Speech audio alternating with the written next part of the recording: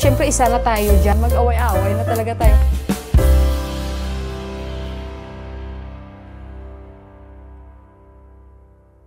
Init ngayon guys, napakainit sa amin. Oh my God, dito sa amin may nagrarally din guys, nagsisigawan, Facebook yung sigaw nila.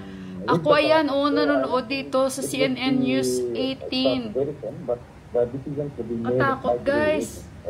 Right. Thank you, Santosh, for joining us on the broadcast and giving us your perspective on the entire matter. So, a lot of political pressure. अभी बताइए ये बहुत सारे हम placards देख रहे हैं. Ay, natatakot ako guys. Hindi ko alam kung paano ko to sisimulan yung vlog ko.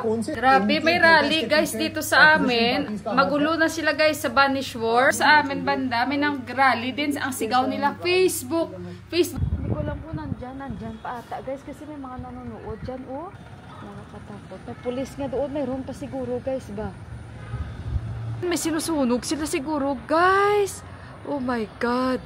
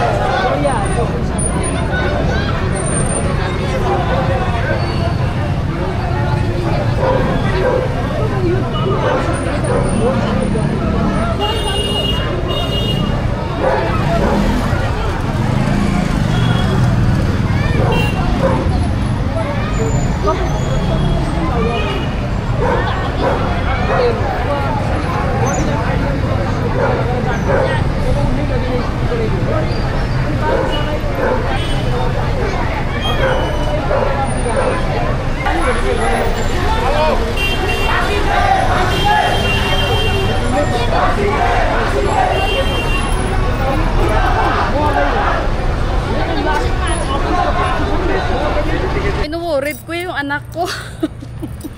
Kasi nga ito na yung time na uwian nila. Ay, ambot guys magulo na dito. Dahil nga matigas din ang mga politician dito. Na sabi nila nga, hindi naman ganun kalaki o dapat pahirapan pa. Pero alam nyo naman dito guys, kakaiba ang sistema dito.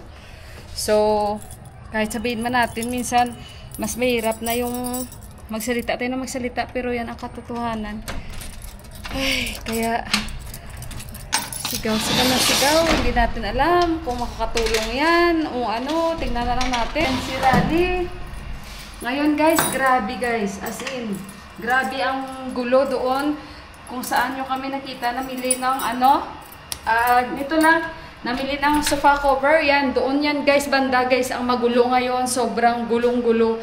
तपाईं देख्न सक्नुहुन्छ यहाँबाट प्रहरीले गोली प्रहार गरेको थियो र संसद भवन अगाडि छौं हामी यतिबेला र आन्दोलनकारीहरूले संसद भवनको yun guys, doon yan sila nagrarally guys sa may King Palace sa harap. Tapos doon banda din sa ano kung saan kami bumili ng sofa cover. So siguro halo-halo na ito guys ang nangyayari ngayon, aside from the ano guys sa social media na naban dito, baka ito na yung time na gusto nilang palitan. Kasi tingnan nyo guys, sinusunog na talaga nila, sinusunog na talaga nila. So marami yan guys, no? Maraming area na dito sa Kathmandu ngayon kung saan sila nagrarally. At saka delikado din ang ganito. Pero na mga nagsasabi na ito ay hindi naman malaking problema yung pagban ng social media.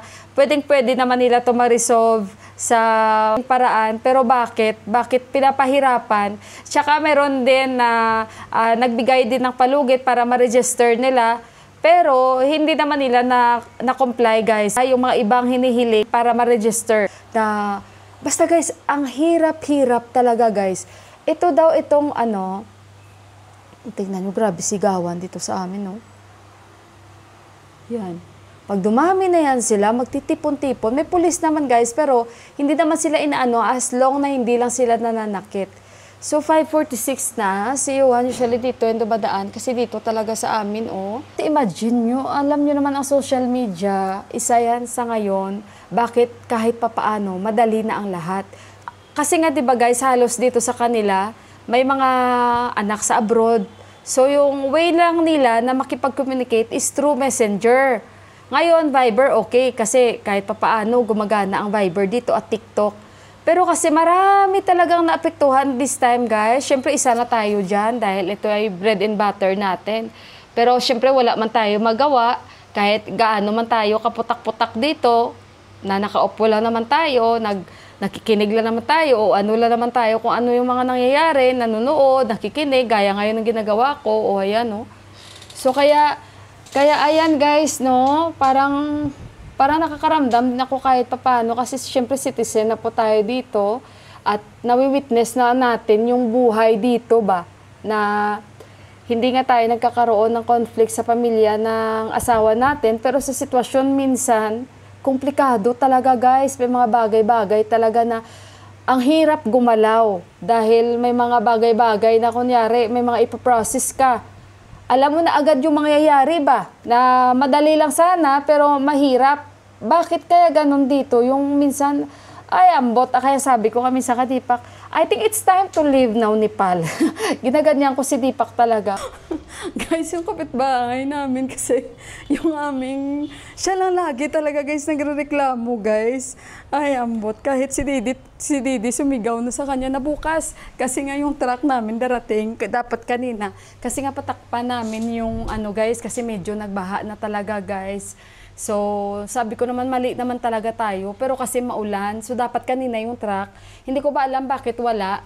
So, kagabi tinawagan na ni Dipak itong si Didi. Buti na lang si Didi nandyan kasi nagre-reklamo na naman siya. Siya lagi yung nagre-reklamo, guys. Kaya, pero sinabi ko na sa kanya na relax ka lang kasi dapat kanina. Kaso lang wala. Pero bukas, I think, bukas patatakpan na dyan. So, tumahimik siya agad. Kaya sabi ko sa kanya, huwag kang magtensyon na. Kasi baka dumagdag ka pa sa tensyon na nangyayari ngayon. Mag-away-away na talaga tayo. Ilang beses ko na bang pinapaintindi sa kanya na huwag kang huwag kang magalit.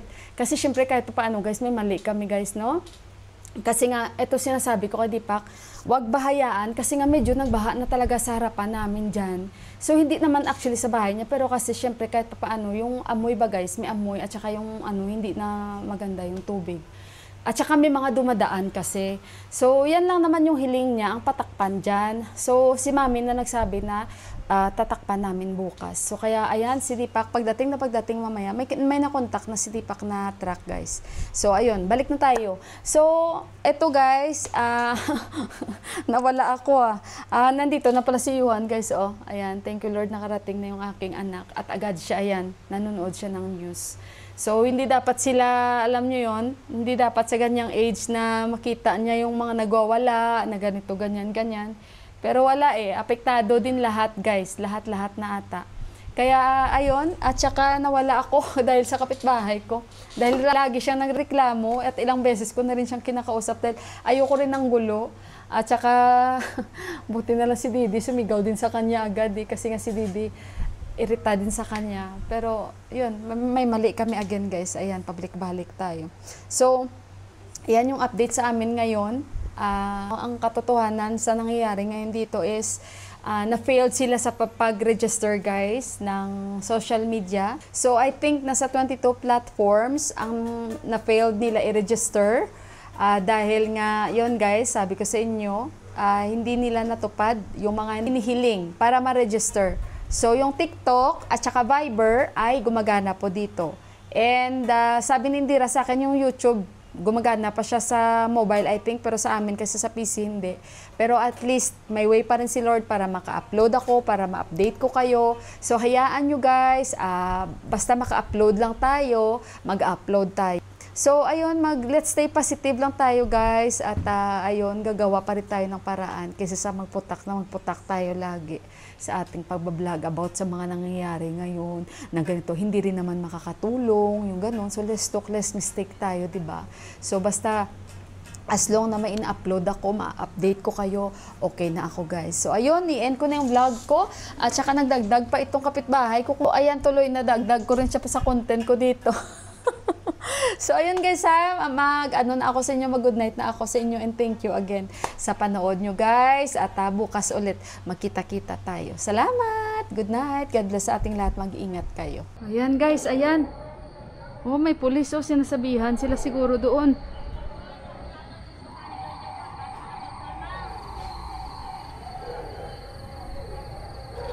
Si Didi Si Didi. Marami pa rin doon guys. Andun pa rin yung nagrarally dito sa amin.